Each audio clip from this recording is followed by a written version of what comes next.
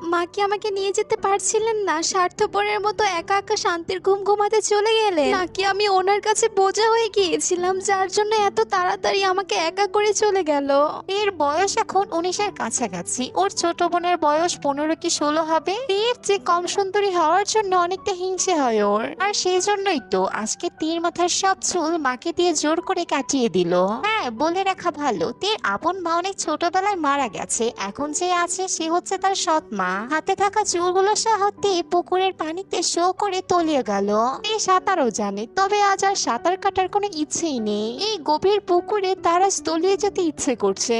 কিন্তু কথায় আছে না, অভাগী যেখানে যায় সাগরও শুকিয়ে যায়। এবারও তেমনটাই হলো, ঠিক মতো ডুবেও মরতে পারলো না, তার আগে একজন পুকুরে ঝাঁপ দিয়ে থেকে তুলে আনলো। এদের গ্রামটা আসলে তেগুতে, যার পাশ দিয়ে বয়ে গেছে ধরলা নদী। জায়গাটা বেশ লোকপ্রিয় হওয়ায় বিভিন্ন জায়গা থেকে লোকজন ঘুরতে আসে সেখানে। আর তেদের বাড়ির পেছন পাশ দিয়ে সে রাস্তাটা গেছে। এমনই ঘুরতে আসা লোকজনের মধ্যে কেউ একজন থেকে ডুবতে দেখে ফেলে, এরপর উদ্ধার করে ঘাটে নিয়ে আসে। এরপর কোলে করে একে বাড়িতে নিয়ে যায়। যে লোকটা থেকে কোলে তুলে নিয়ে এসেছে তার বয়স হয়তো 40 বা 45-এর কাছাকাছি হবে, তবে দেখে মনে হয় লোকটা একদম সুস্থ সবল মানুষ। এর জ্ঞান ফেরার আগে লোকটি তের বাবার কাছ থেকে বিদায় নিয়ে সেখান থেকে চলে গেলেন। আর অন্যদিকে তের সৎ মার বোন তের জ্ঞান ফেরার সাথে সাথে শুরু করে দিল মরণ। অভাগী মরেও না, কোত্থেকে যে ওসব ফিরিস্তা আইসা পড়ে আল্লাহই জানে। হ্যাঁ গো, একটু আগে ডুব দিতে পারোস নাই নাকি আগে লোকজন দেখা ফের ডুব দিছস তাতে তোরে দেখা কেউ এসে বাঁচায়, তাই তো? এই যিশুর কথার কিছুই বুঝতে পারলো না, তার প্রচন্ড মাথা ব্যথা করছে। মাথার মধ্যে ভেজা ওন্না পেঁচিয়ে নিজের রুমে চলে যায়। এই মধ্যবিত্ত ঘরের মেয়ে হলে কি হবে, পড়াশোনায় সে প্রচন্ড মেধাবী। পড়াশোনা ওর সৎ মাও আটকাতে পারেনি, কারণ ছোটবেলা থেকে বৃত্তি পাওয়ায় আর এই ব্যাপারে কারো সাহায্যের প্রয়োজন হয়নি। এসএসসি তে অনেক ভালো রেজাল্ট করেছিল, শহরের একটা নামি দামি স্কুলে পড়ার সুযোগও পেয়েছিল সে। তবে পরিবারের চাপ এসে যেতে পারেনি, তাই গ্রামেরই একটা কলেজে ভর্তি হয় সে। এখন সে উচ্চ মাধ্যমিক প্রথম বর্ষের ছাত্রী। আসসালামু আলাইকুম নামজুন সাহেব। জি ওয়ালাইকুম আসসালাম। ভালো আছেন আপনি? কাল যা উপকার করলেন আজীবন কৃতজ্ঞ থাকবো আমি। তা আজকে কিছু বলবেন? জি, আমি আপনার কাছে একটা জিনিস চাইছি, আশা করছি আমাকে ফিরিয়ে দিবেন না। এভাবে কেন বলছেন? আমার সামর্থ্য থাকলে আমি নিশ্চয় করে দিব। কি চাই বলেন? জি, আপনার মেয়েকে আমি আমার বাড়ির বউ বানিয়ে নিয়ে যেতে চাই। নামজনের কথা শুনে হবি চিন্তিত মুখে দাঁড়িয়ে রইল। দেখুন, আমি কালকের মধ্যেই আপনার মেয়েকে আমি নিয়ে যেতে চাই, তাই যা ভাবার জলদি ভাববেন। আপনি নিশ্চয়ই আমার ছেলের ব্যাপারে সবটা জানেন। আশা করছি আপনার এই বিয়েতে কোনো আপত্তি নেই। আমি এখন আসছি। এই বলে নামজন সেখান থেকে চলে যায়, আর হবি চিন্তায় পড়ে যায়। আসলে হবি হতবাক হয়ে গেছে, কি দিয়ে কি উত্তর দিবে বুঝতে পারছে না। এত বড়লোক বাড়ি থেকে তের বিয়ের প্রস্তাব এসেছে, সে কখনো ভাবতেই পারেনি। পরের দিন তের রুমে সেই মধ্যবয়স্ক লোকটি অর্থাৎ নামজন প্রবেশ করলো, আর গম্ভীর গলায় বলে, চলো আমাদের অনেকটা পথ যেতে হবে।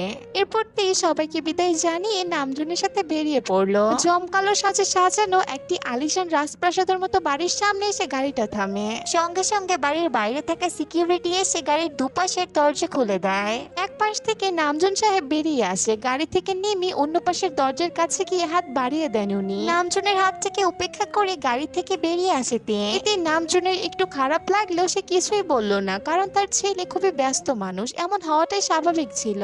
বাড়িটা বাইরে থেকে যতটা সুন্দর, ভেতর থেকে আরো বেশি সুন্দর। বিভিন্ন রকমের শোপিস, আসবাবপত্র, যার বেশিরভাগই অ্যান্টিকের। সবকিছু অনেক সুন্দরভাবে গোছানো, হবেই না কেন, যেখানে বাড়ির এক এক রকমের কাজের জন্য এক একটা কাজের লোক রাখা আছে। বাড়ির ভেতরে ঢোকার পর নামজন কয়েকটা মহিলাকে ডেকে বলে থেকে রুমটা দেখিয়ে দিতে। মহিলাগুলো কথা মতো থেকে দোতলার একটি রুমে নিয়ে গেলে রুমটা দেখে অনেকটা অবাক হয় তি। এত বড় রুম এর আগে সে কখনোই দেখেনি। ওর তো মনে হচ্ছে ওর পুরো বাড়ির জায়গাটাও যেন এই রুমের কাছে কম পড়ে যাবে, একটা ফুটবল গ্রাউন্ডের মতো। তবে এত কিছু দেখার পরও তে অনেকটা উদাসীন, মনের মাঝে তার ঝড় বইছে। কি থেকে কি হয়ে গেল আজ, এক মুহূর্তে যেন ওর পুরো পৃথিবীটাই পাল্টে গেল। অভাগী হলেও কেউ এমন অভাগী হয়? এই রুমের বিছানা পুরোটা গোলাপ আর গাঁজা ফুলে সাজানো, সমস্ত রুমের দেয়ালে গোলাপ ফুল লাগানো, জায়গায় জায়গায় চৌবাচ্চা রেখে তার মাঝে ছোট ছোট মোমবাতি জ্বালিয়ে রাখা হয়েছে। এক কথায় রুমটা দেখতে অসম্ভব সুন্দর লাগছে। সাথে আসা মহিলাটি থেকে বাথরুম দেখিয়ে ফ্রেশ হয়ে নিতে বলে এবং আলমারি থেকে একটি গোলাপি রঙের শাড়ি এনে তের হাতে দিয়ে বলে, বাথরুমে গিয়ে ফ্রেশ হয়ে শাড়িটা পরে নাও। মাথার চুলগুলো না থাকার পরেও থেকে মাশাআল্লাহ দেখতে অনেক সুন্দর লাগছে, কারণ এমনি তো সে প্রচন্ড সুন্দরী। তবে নিজেকে সে কখনোই সুন্দরীর তালিকায় রাখতে চায় না, যতটা পারে নিজেকে সবার কাছ থেকে গুটিয়ে রাখার চেষ্টা করে। কিছুক্ষণ কিছুক্ষণ পর একটা সার্ভেন্ট এসে তার রুমে খাবার দিয়ে যায়। খাবারের প্রতি তার বেশ একটা ঝোঁক নেই, তাই কিছু না বলে চুপচাপ খেয়ে শুয়ে পড়লো আর ভাবতে থাকে তার সাথে কি হয়ে গেল। সেদিন যে মিস্টার নামজন যাওয়ার সময় তার বাবাকে টাকা দিয়েছিল এইটাতে দেখে ফেলেছে। সে বুঝে গেছে টাকার বিনিময়ে তাকে বিক্রি করা হয়েছিল, এমনকি সে তার বরকেও দেখেনি। এতে তো তার কিছুই করার ছিল না, যার জন্য সে চুপচাপ বিয়েতে রাজি হয়ে যায়। এত টাকার জন্য আমাকে বিক্রি করা হয়েছে, আজকে হয়তো এর মূল্য চোকাতেই হবে আমার শরীর দিয়ে।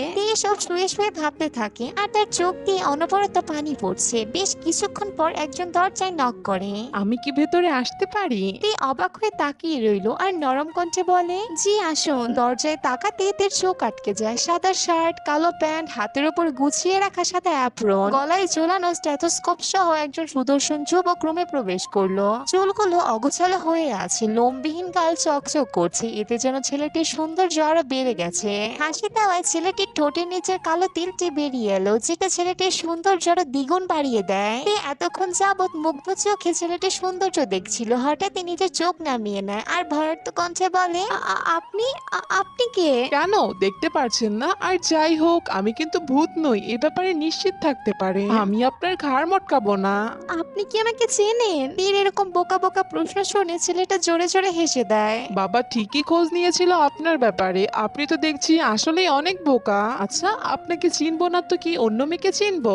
বাবা, মানে ঠিক বুঝলাম না। আমার মনে হয় আপনি ঠিকভাবে কিছুই জানেন না, তাই না? অবশ্য বাবা বলেছিল পরে জানাবে, তবে একটু অপেক্ষা করেন, আমি ফ্রেশ হয়ে আসছি, এসে আপনাকে সব বলবো। ওকে? এটুকু বলে ছেলেটি মুগ্ধ করে একটা হাসি দেয়, বলেই আলমারি থেকে পরনে একটি জামা কাপড় আর টাওয়েল হাতে ওয়াশরুমে চলে যায়। এদিকে তে হাঁ করে ছেলেটির যাওয়ার পানে তাকিয়ে রইল। কিছুক্ষণ পরে কালো একটি টি শার্ট আর সাদা ট্রাউজার পরে ছেলেটি ওয়াশরুম থেকে বেরিয়ে এলো। চুল মুছতে মুছতে তেকে উদ্দেশ্য করে বলে, এই যে মিস রূপবতী, ওভাবে আমার দিকে তাকিয়ে থাকলে যে আমি অনেক লজ্জা পাবো, তখন আমার মুখটা যে ঢেকে রাখতে হবে। এটুকু বলে ছেলেটি হেসে দেয় আর তেও বেশ লজ্জা পেয়ে যায়। চুল মোছা শেষে ড্রেসিং টেবিলের সামনে থাকা টুল এনে তার সামনে বসে পড়ে আর বলা শুরু করে, এবার বলি, যে লোকটি আপনাকে রেজিস্ট্রি পেপারে সাইন করিয়ে নিয়ে এলেন, উনি আমার বাবা ডক্টর কিম নামজুন, আর আমি ওনার একমাত্র ছেলে, আপনার লিগ্যাল হাজবেন্ড জিয়ন জাংকুক ওরফে ইয়ান। আমি অবশ্য ডক্টর, তবে এখন ইন্টার্নি করছি, ছোট ডক্টর বলা যেতে পারে। আর আপনি এখন আমাদের জিয়ন মেনশনে আছেন। আজকে অবশ্য আপনার আর আমার বিয়ের রেজিস্ট্রি হলো। এখন বলি, আপনার মনে আরেকটা প্রশ্ন জাগতে পারে, কেন আমি যাইনি? আসলে আজকে একটা জরুরি সার্জারির জন্য আমাকে ওটিতে থাকতে হয়েছে, নইলে আমার বিয়েতে আমিই নেই, এটা তো মানতে পারা যায় না, তাই না? এটুকু বলে জাঙ্কুক আবারও হেসে দেয়। তে সবকিছু বোঝার পরেও মুখ গোমরা করে বসে আছে, কারণ ও জানে এত বড়লোক ঘরে বিয়ে করে আনার মানেটা কি। ওর শরীরটাকে ভোগ করার জন্যই এত টাকা দিয়ে বিয়ে করে আনা হয়েছে। তেকে কিছু ভাবতে দেখে জাঙ্কুক আবার বলা শুরু করে, অনেক দূর জার্নি করে এসেছেন, নিশ্চয়ই আপনি খুবই ক্লান্ত। আপনি শুয়ে পড়েন, আমিও শুয়ে পড়ছি। আর হ্যাঁ, চিন্তা করবেন না, আপনার আর আমার মাঝে ইন্ডিয়ার পাকিস্তানের মতো বর্ডার থাকবে। এটুকু বলে জাঙ্কুক আবারও হেসে দেয়। বিছানার মাঝখানে এক গাদা বালিশ দিয়ে দুটো সেকশনে বিছানাকে ভাগ করে দেয় জাঙ্কুক। এরপর জাঙ্কুক গিয়ে নিজের জায়গায় শুয়ে পড়লো। জাঙ্কুকের এরকম আচরণ দেখে তে তো ভীষণ অবাক হয়ে যায়। আসলে এই লোকটা কি এতটাই ভালো, নাকি নতুন ঝড় আসার আভাস মাত্র? এইসব চিন্তা করতে করতে ওভাবে কখন যে ঘুমিয়ে পড়েছে খেয়াল নেই তের। কারণ নরম ঠোঁটের আলতো স্পর্শ কপালে, গালে, হাতে অনুভব করে জাঙ্কুক আর ঘুম থেকে জেগে ওঠে। ঘুম ভাঙতে জাঙ্কুক দেখতে পায় তেওকে আস্তে পিস্টে জড়িয়ে ধরে আছে। এর মুখটা জাঙ্কুকের মুখের সাথে একদম লেপ্টে আছে। জাঙ্কুক এর কিছুটা হাসি পায় দেখে, এভাবে দেখে মেয়েটা যে আসলেই পাগলি। এরপর জাঙ্কুক তাকে নিজের কাছ থেকে ছাড়িয়ে সুন্দর করে নিজের জায়গায় শুইয়ে দেয়। চুলগুলো না থাকায় একদমই বাচ্চাদের মতো লাগছে। জাঙ্কুকের তা প্রচন্ড ইচ্ছা করছে তের কপালে ভালোবাসার পরশ এঁকে দিতে, কিন্তু জাঙ্কুক এসব কিছুই করলো না। আবার নিজের জায়গায় গিয়ে শুয়ে পড়লো আর তের মুখের দিকে তাকিয়ে রইলো। বিছানার দুপাশে বিশাল বিশাল কাচের জানালা, কাচের জানালা ভেদ করে চাঁদের রূপালী আলো তের মুখে এসে পড়ছে। এতে তের মুখটা যেন আরো আকর্ষণীয় হয়ে উঠেছে। ভাবনার জগতে চলে যায় জাঙ্কুক। ছোট্ট একটা স্বপ্ন দেখতে শুরু করলো তেকে নিয়ে। ভাবনার ঘরে কখন যে সে ঘুমিয়ে পড়েছিল জাঙ্কুকের কোনো ঠিক নেই। মুখের উপরে পানির ছিটা পড়ে চোখ টিপে টিপে ঘুম ভাঙলো জাঙ্কুকের। ব্যাপারটা কিছুটা বিরক্তিকর হলেও ব্যাপারটা তেকে দেখে ভালো লাগায় পরিণত হলো। তের মুখপানে তাকিয়ে জাঙ্কুক একটা মুচকি হাসি দেয়। সকাল সকাল পানি ছিটিয়ে ঘুম ভাঙাচ্ছেন যে, আপনার হাত দিয়ে কি ডাকতে পারলেন না? জাঙ্কুকের হাসি দেখে তের অনেক অবাক লাগে। কি অদ্ভুত মানুষটা, সবসময় শুধু হাসে। কাল রাত থেকে একটা কথাও কি না হেসে বলেছে? কি হলো, কোন রাজ্যে ভাবতে চলে গেলেন শুনি? না মানে ভাবছিলাম আপনাকে ছুঁয়ে কিভাবে ডাকবো। ও, তার মানে কাল রাতে আপনি যা যা করেছেন আমার সাথে তা ইচ্ছাকৃত নয়। মানে কি কি করেছি আমি? কাল রাতে তো আমাকে আস্তে পিষ্টে জড়িয়ে ধরে ঘুমিয়েছিলেন, আর এখন বলছেন কি করলাম। কি? কিন্তু কাল রাতে ছি ছি, এই কি কাজ করেছিস তুই কি গাধা? এখন উনি কি ভাববে? হায় আল্লাহ। লজ্জা পাবেন না, কবুল না বললেও লিগেলি হাজবেন্ড ওয়াইফ আমরা, সো তে আর কিছু না বলে সোজা ওয়াশরুমে ঢুকে পড়লো। আর যাই হোক, কাল রাতের কাজটা একদমই ঠিক হয়নি। এ তো ভেবেছিল জাঙ্কুক ওকে নিয়ে কিছু একটা করবে, তবে হলো উল্টো। ও তো নিজে এরকম কাণ্ড করে বসে আছে তা সে ভাবতেও পারেনি। বেসিনের আয়নাতে নিজের রূপটা দেখছে। আচ্ছা, এই রূপের কারণে কি এত কিছু? সবাই কি এই রূপেরই পাগল? মনের ভেতরটা কেউ দেখলো না? ওয়াশরুমের দরজায় নক করার আওয়াজ হলে তে তাড়াতাড়ি দরজাটা খুলে দেয় আর জাঙ্কুকের হাসি মুখটা দেখে। আপনার কি হয়ে গেছে? তাহলে নিচে চলে যান, ব্রেকফাস্টের জন্য বাবা বসে আছে, আমি ফ্রেশ হয়ে আসছি। এই ওয়াশরুম থেকে বেরিয়ে এসে জাঙ্কুক ভেতরে ঢোকে। একটা জিনিস তার খুব ভালো লেগেছে, জাঙ্কুকের চেহারায় সবসময় হাসিটা বজায় থাকে, যেন এই হাসিটা ওর মুখের জন্যই তৈরি করা হয়েছে। তে নিজের বাড়ির বউয়ের মতো গোছগাছ করে নিজে খাবারের জন্য চলে যায়। এই বাড়িতে মোট সদস্য এখন নামজুন, জাঙ্কুক আর তে। হ্যাঁ, ঠিকই ধরেছো, জাঙ্কুকের মা নেই। এভাবে দিন চলতে লাগে। ওদের বিয়ের এখন 3 মাস চলে। এমন একদিন রাতে তে বিছানায় শুয়েছিল আর জাঙ্কুক সোফায় বসে কাজ করছিল। হঠাৎই তীর অস্বস্তি হচ্ছিল, পেট ব্যথা করছিল, সাথে প্রচন্ড মাথা ব্যথা। মাজা ব্যথা তো আছেই। তে পানি খাওয়ার জন্য উঠতে নিলে খেয়াল করে সাদা বিছানার চাদরে রক্তের দাগ স্পষ্ট। এই নিজের জায়গায় বসে সেদিকে বড় বড় চোখ করে তাকিয়ে আছে। ওর আর বুঝতে বাকি নেই দাগটা কিসে। হয়তো এমন কিছুর জন্যই তের এসব পেন হচ্ছিল।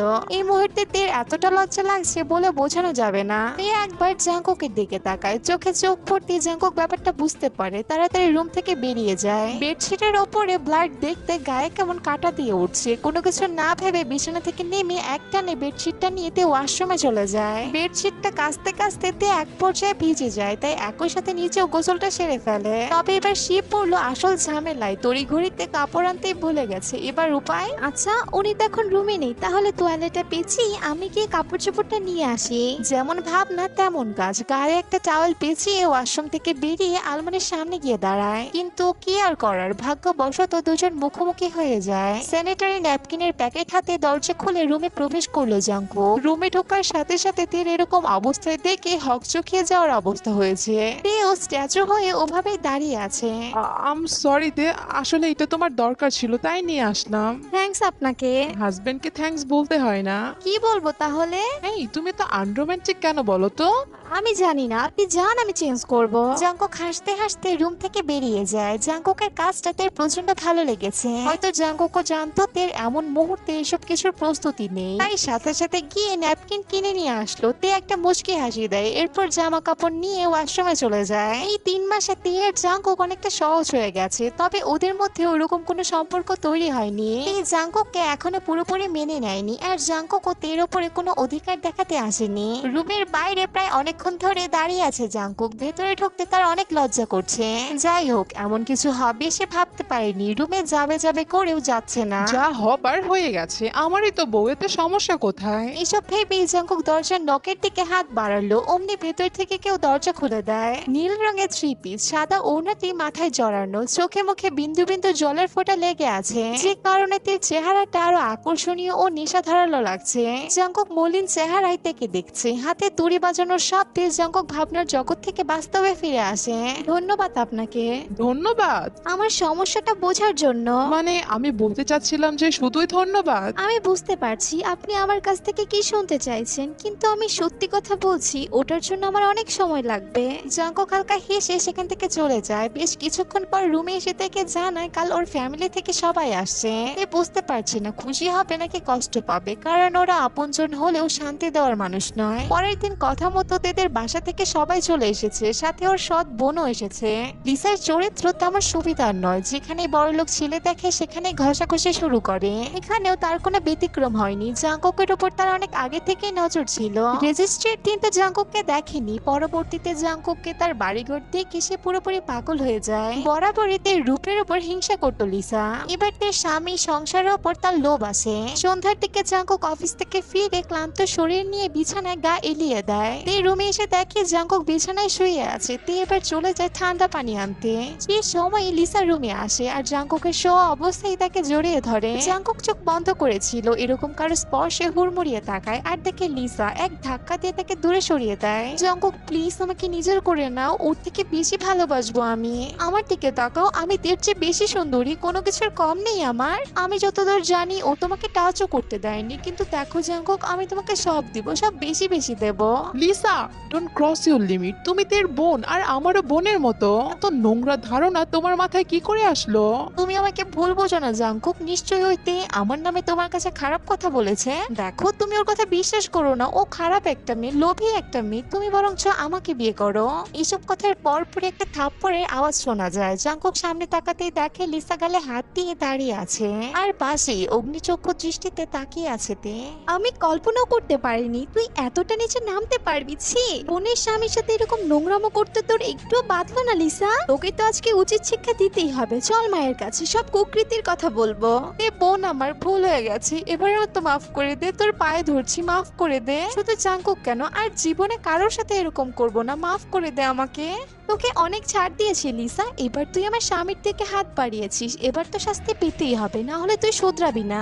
প্লিজ এভাবে বলিস না বোন, তোদের দুজনের মাঝখানে আমি কখনোই আসবো না, ক্ষমা করে দে বোন। তে ও যখন এতবার করে বলছে ক্ষমা করে দিন, আমার মনে হয় বাড়ির কাউকে এ ব্যাপারটা না বলাই ভালো। বললে হয়তো সবাই এমনিতে নানান রকম চিন্তা করবে। এই জাঙ্কুকের কথা মতো লিসাকে যেতে দেয়। জাঙ্কুকের সাথে আর কোনো কথা না বলে হাত মুখ মুছে বিছানার এক কোণায় শুয়ে পড়ে। জাঙ্কুক তের সাথে কথা বলার জন্য তুই একটা কথা জিজ্ঞাসা করলো, তে কোনো জবাব দেয় না। পরের দিন ওর বাসার লোক চলে যায়। তে প্রচন্ড অন্যমনস্ক হয়ে আছে, কারণ তের প্রচন্ড ভয় লাগছে যদি জাঙ্কুক লিসার কাছে চলে যায়। হ্যাঁ, তে জাঙ্কুককে হারানোর ভয় পাচ্ছে, কারণ সে এখন জাঙ্কুককে ভালোবেসে ফেলেছে।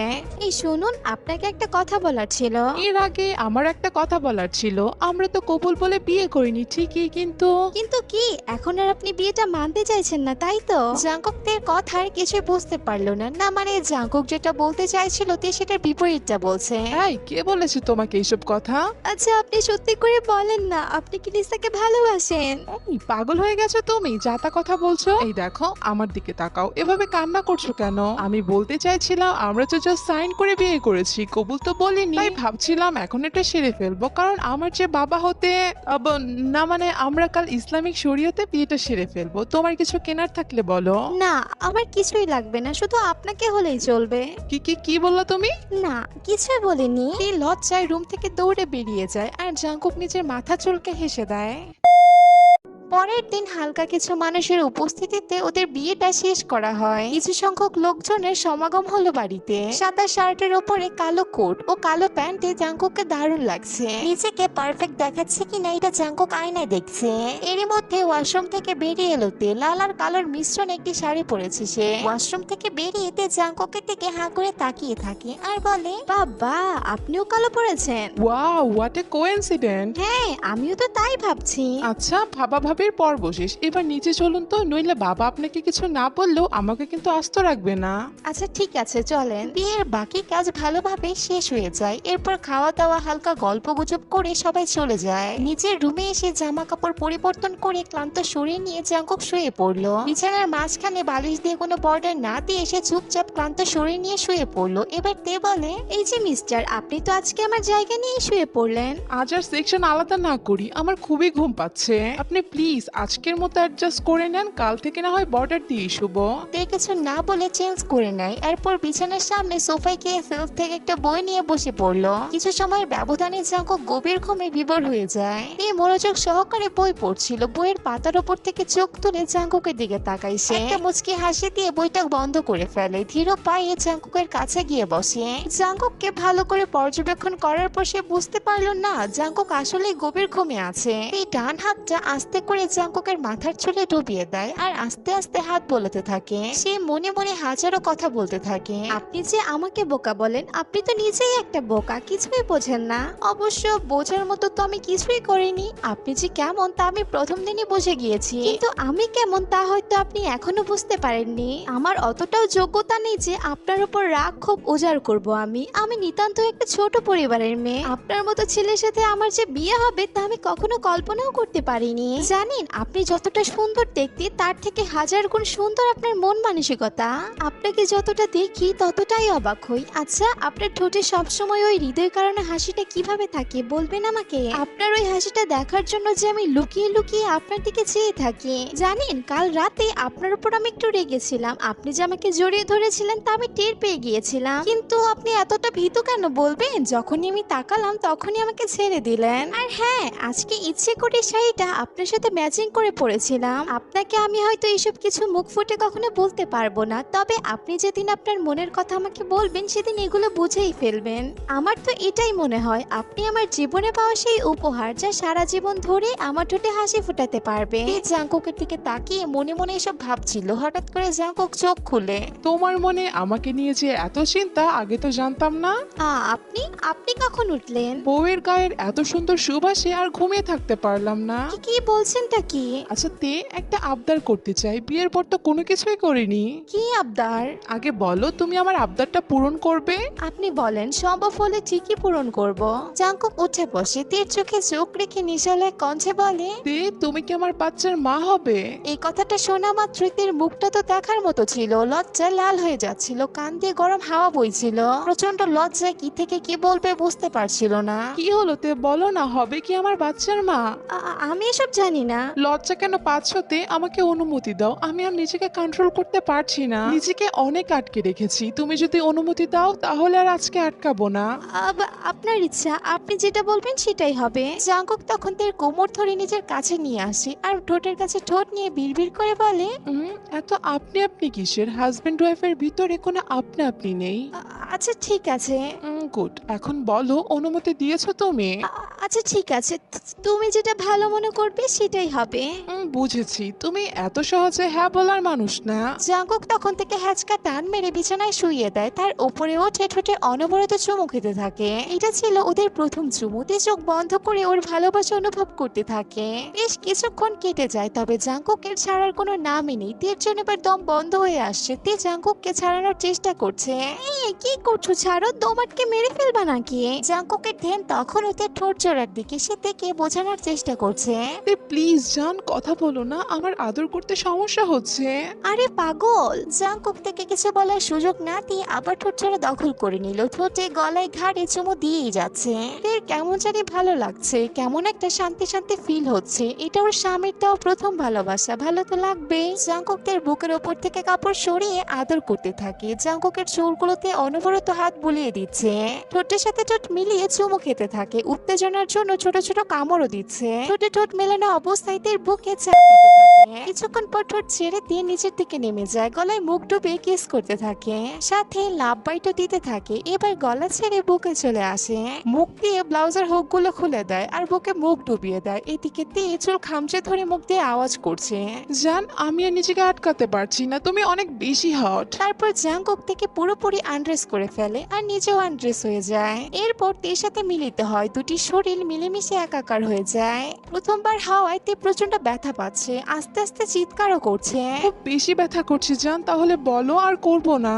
এই ব্যথা পেলেও স্বামীর ভালোবাসা পেতে তার প্রচন্ড ভালো লাগছে। সে তো চায় না সামান্য ব্যথার অজুহাতে স্বামীর ভালোবাসা থেকে বঞ্চিত হতে। না জাঙ্কুক, আমি ঠিক আছি। আমি তোমার ভালোবাসা পেতে চাই, পুরোপুরি তোমার হয়ে যেতে চাই। তের কথা শুনে জাঙ্কুক মুচকি হাসে আর তেকে শক্ত করে জড়িয়ে ধরে স্বর্গীয় সুখ দিতে থাকে। জাঙ্কুকের ভালোবাসায় তে পুরোপুরি রঙিন হয়ে গেছে, তার চোখ দিয়ে দুফোঁটা পানি গড়িয়ে পড়লো। রাত প্রায় 1:30 বাজে। ওদের রুমে শুনশান আওয়াজ হচ্ছে, তবে কি হচ্ছে সেটা শুধু আমি আর তোমরা জানো। রুমের জানালা খোলা, হালকা হালকা চাঁদের আলো ওদের ওপর এসে পড়েছে। কি একটা সুন্দর মুহূর্ত, তাই না? প্রতিটা মেয়ে তার স্বামীর সাথে এরকম একটা মুহূর্ত চায়। পরের দিন সকালবেলা দুজনের অবস্থায় টাইট হয়ে গিয়েছিল, ক্লান্ত হয়ে একে অপরকে জড়িয়ে ধরে শুয়েছিল। হঠাৎই জাঙ্কুকের ঘুম ভেঙে যায়। ঘুমন্তদের মুখটা দেখে তার ঠোঁটের কোণে মুচকে একটা হাসি ভেসে ওঠে। জাঙ্কুক এবার হাতের উপর ভর দিয়ে তের দিকে ঘুরে শোয়। তে এখনো চোখ বন্ধ করেই আছে। আস্তে করে ওর কপালে একটা চুমু দিয়ে দেয়। হঠাৎই জাঙ্কুক খেয়াল করলো তে মুচকে মুচকে হাসছে।